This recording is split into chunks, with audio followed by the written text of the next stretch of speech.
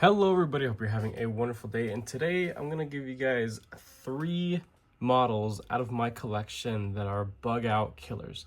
Now, if you are familiar with the infamous Benchmade bug out, you know that thankfully the bug out model itself has stayed in a reasonable price point. You can have one brand new for about $200. And what do you get for $200? You get FRN and weak omega springs, really thin, paper thin phosphor bronze washers that typically have burrs on them, and so heat treated S30V, which is a very old and outdated steel that just does not compete with today's market. There are many people that I'm sure will chime down in the comment section in agreeing with what I say about the Benchmade bug out. Now, yes, while it is wonderful that it is a US production item and it has amazing warranty doesn't cover if you lose the knife completely. And in the area and I guess environment that you would be having that knife to be utilized to its fullest potential as a backpacking knife, you may lose it. You'll cry if you lose a $200 knife, but you won't cry if you lose something that's under 50 bucks. So first to start off is this one right here. Now, if you are a longtime viewer of the channel, you'll recognize this knife as one of my size comparison size knife. It has only earned that spot because of how incredible it is for the price. This model is the Free Tiger Knives FT2103. You have D2 blade material. The stock thickness, I believe, is a little bit thicker and a little bit thicker behind the edge than a standard Benchmade bug out. So in a way, it is a little bit more robust. This also has, you have a couple options. This one, I believe, is around $35, almost $40, but the cheapest one of this variation that you can get of this model name, the FT2103, they have peel play textured G10 satin blades or tumbled blades. Some have coating, some don't. This is like a PVD coating and it's held up rather well. The cheapest ones are about $20 to $25 on Amazon. Yeah, that means you can buy almost eight freaking knives that will serve the purpose of a relatively lightweight backpacking knife that you will not cry about if you lose it. Now, one could argue, oh, well, the Benchmade bug out is completely ambidextrous. This is too. I have made multiple videos sharing that this knife could actually be tapped on the show side scale. It's just covered here. So it's set up for right-handed carry out of the box, but there are actual threads in the liner on this side of the scale. All you have to do is just tap these scales, flip the clip, and there you go. Lefty love for all lefty brothers and sisters out there. Now, if you're curious about the weight, this is going to be a little bit heavier than the standard Benchmade bug out in FRN, but this does have full steel liners. There is some large holes for weight relieving. So this is going to be a whole lot more durable than any Benchmade bug out. 3.3. So really not that crazy. There's that guy. Next one here. This is going to be a relatively new model, I suppose, coming from CJRB, or the budget subsidiary of Artisan Cutlery. This is the Acacia model. Now, this also has a crossbar lock, but you have a hole of deployment, thin stock, very thin behind the edge, a beautiful drop point blade, and you have a very roomy forward finger choil. That is something that is a little bit more ergonomic, I suppose, than the standard Benchmade bug out platform or silhouette. You also have contoured FRN scales that have full thickness, 0 milled inset steel liners, so you get absolute rigidity in comparison to the Benchmade bug out. The tension on the omega springs on this particular model, you have 2 different tension settings. This also comes standard with bearings. You can opt for some thick washers, and I will be linking down my link to Skiff Blade Works, where you can pick up your own set of thick washers for this model. You have a standard deep carry bent steel pocket clip that you can flip to the other side. So lefty love, of course, which is absolutely awesome. You also hear a nice little ting right there on deployment. Very slim and sleek, comfortable in hand, zero hot spots in my opinion. And you do get a little bit of texturing on the FRN. It could be a little bit more, but for what it's meant for, I think this is perfectly fine. You have here Artisan Cutlery's proprietary budget blade material, AR RPM 9. I have sharpened it a bajillion times on a various thickness of blade stocks and thinness behind the edge, different blade shapes. It is wonderful. I genuinely enjoy AR RPM 9. It's a really good blade material. So there is that one. This one comes in about 30 bucks. I think there are some other variations that will bump it up to like 35 bucks. But yeah, this is a very, very inexpensive option here.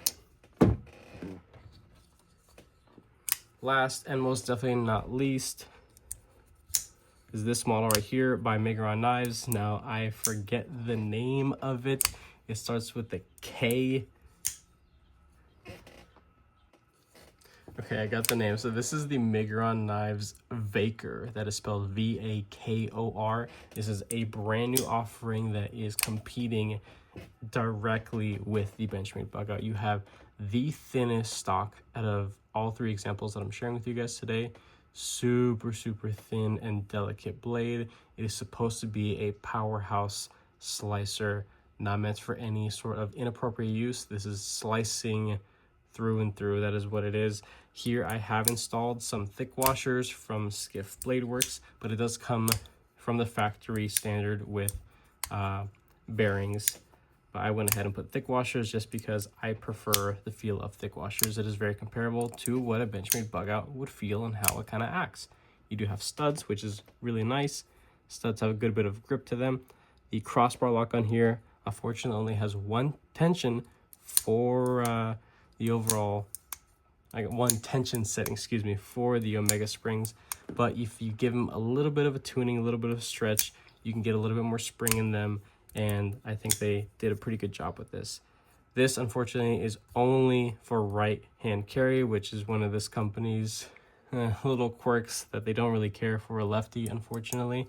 But this is going to be the lightest weight and the most performance-oriented one because it's super, super thin. And as well as you have 14C28N, so Sandvik 14C28N blade material, one of my favorite mid-tier blade materials. I would consider a mid-tier super steel because it is just a wonderful, wonderful blade to sharpen. I didn't bother taking the weight of this guy, but 2.6, so this is about 7 ounces, 0.7 ounces more than a bug out. And then this one is going to be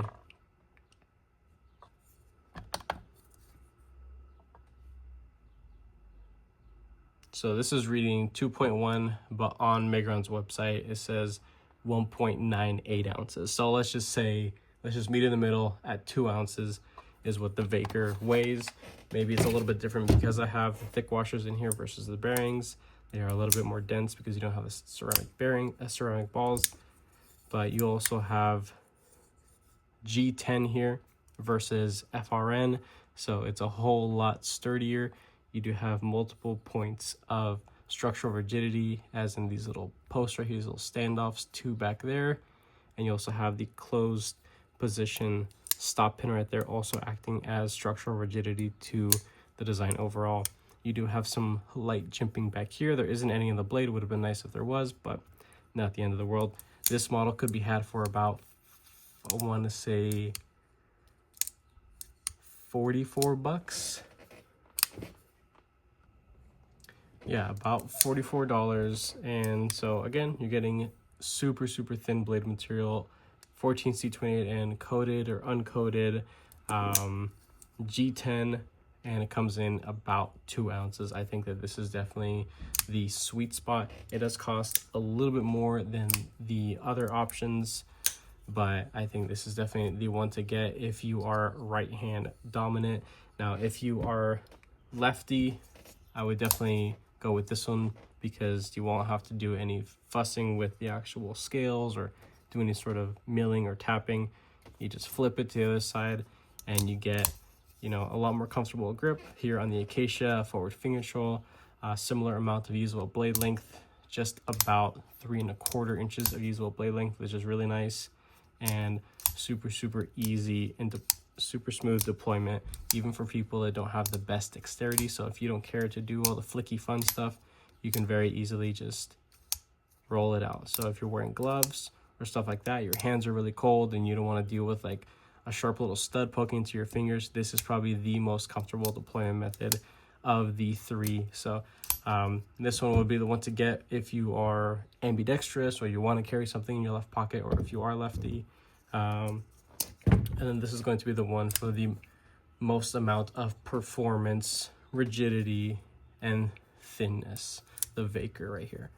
So I hope this was helpful to anybody who's interested in bug out alternatives. All three of these models, they come in under 50 bucks, which on this channel is considered a super budget territory. These things are freaking awesome. If I gave one of these away to a family member or lost them, I would immediately replace them, because they, to me, have more value than what they actually cost, because of just the overall structure and performance and the quality that you get for the money. I definitely recommend any one of these. So choose which one you'd like and, you know, go ahead and check it out. I'll link down as much as I can in the description. And of course, my discounted link for Skiff washers and bearings with a discount code as well. So hope this was helpful to anybody out there. If you did enjoy it, go ahead and leave a like down below. If you are subscribed, thank you so much. I appreciate all your support and your patience. Of course, if you are not subscribed, please consider subscribing, because I have plenty more videos and content coming your guys' way. And with that being said, I hope you have a wonderful rest of your day.